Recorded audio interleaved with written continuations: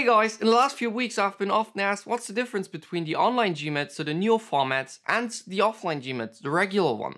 And that's the reason for today's video. I'm going to talk about the differences between these two testing formats, and I will talk about the pros and cons of the new online GMAT. And as always, you can find the timestamps to each part of the video in the video description and in the comment section below. And now let's get started.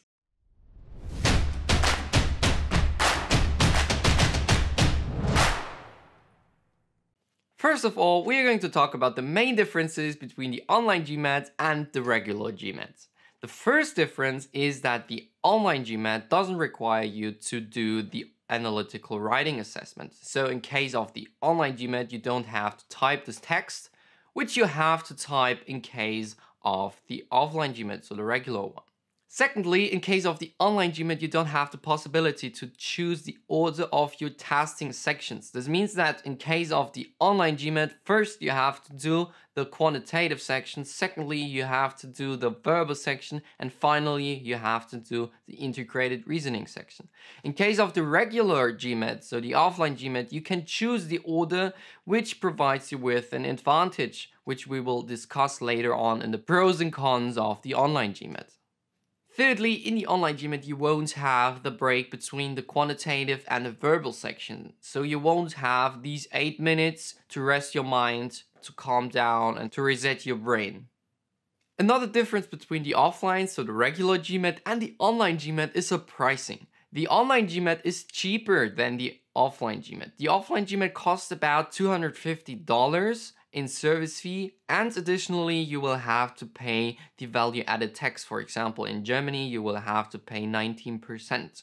In case of the online GMAT, you have to pay $200 and the value-added tax. So you'll save at least $50, or in case of Germany you will pay about 70 euros less. Fifthly, while you can do the offline regular GMAT 5 times a year or 8 times in total in your lifetime, you can do the online GMAT only once in your lifetime. The implications of that fact we will discuss in the next section of the video.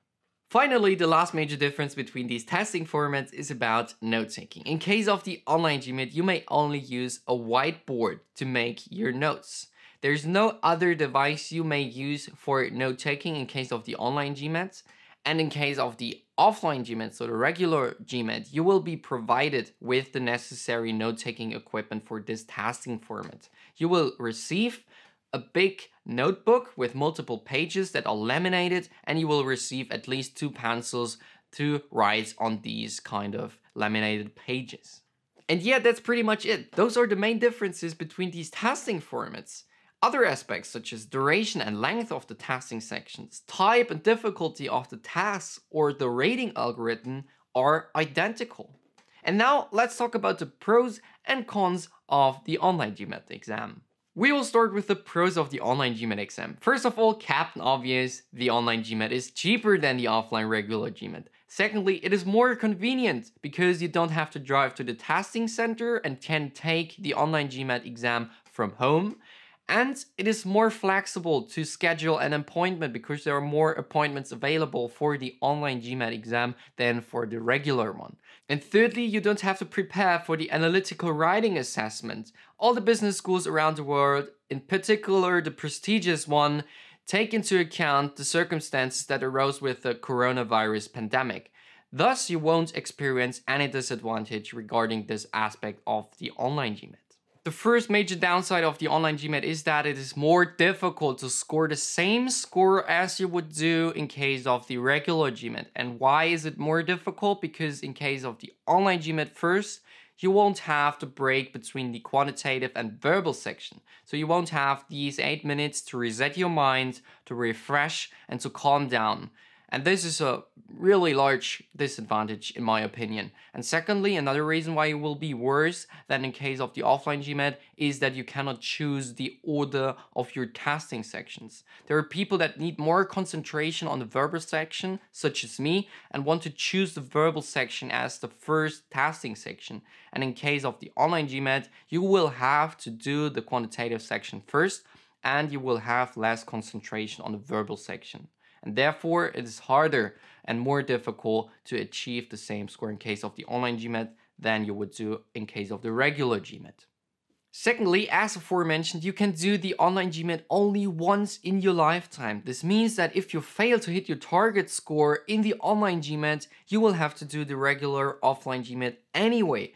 In addition, if you are accustomed to the online GMAT experience, then you will have to get used to the offline GMAT. This means you need to learn or need to find out which is the best testing section order for you, and you need to get used to having a break between the quantitative and verbal section. And thirdly and finally, in the online GMAT exam, there's the possibility that you might face major technical difficulties. On the one hand, the testing staff might experience technical difficulties, leading to the occurrence that you have to wait 30, 60, 90, 120 minutes in the queue until you can have your GMAT exam. And on the other hand, you might face, and that's not even that unlikely, that you will have technical difficulties. Maybe your broadband, your internet connection will be lost, or your notebook or your PC will shut down immediately, or a program that is blocked by the testing software because you have to install a certain kind of testing software will shut down some task of your computer, which will lead to some technical difficulties. There is a very large opportunity for having technical difficulties during this exam, and this might lead to a worse testing experience. And yeah, that's pretty much it. Please leave me your questions in the comment section below. If you have any video suggestions, please leave them in the comment section too. And hit the subscribe button and ring the bell if you want to see more of this kind of content. And now, see you next time.